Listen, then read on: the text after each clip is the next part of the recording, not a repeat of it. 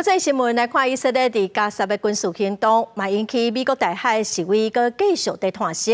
目前已经有超过20间学校，几啊百个学生囡仔被抓起来。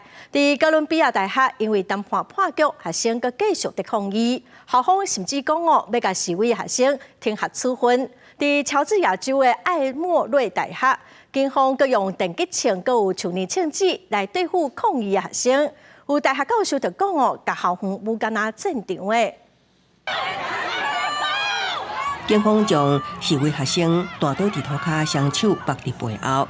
示威学生大概是情绪激动，大声喊放伊走。乔治亚州的艾默瑞大学当地警方用电击枪、手捏枪支甲呼叫球弹，伫短短几分钟内逮捕20多人。有大学教授形容，场面就亲像战场。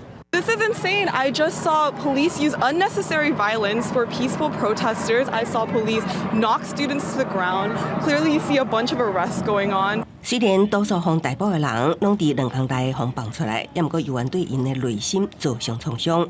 以色列伫加沙的军事行动继续引起美国大学校园的示威。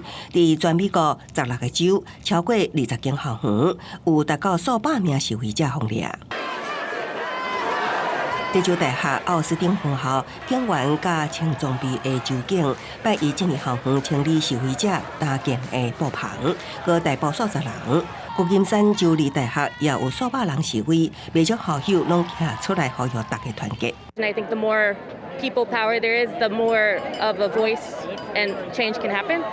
So when I found out about this protest, especially being SF State alumni, I knew I had to come out here.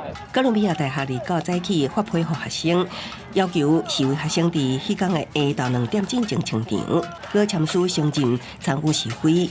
若无伫2点钟前离开，可能面临停学处分。也毋过学生组织表示，伫学校满足因的要求进前未离开。We will not be moved by these intimidation tactics. You can see outside you now that the students are mobilized. There's hundreds of them here today.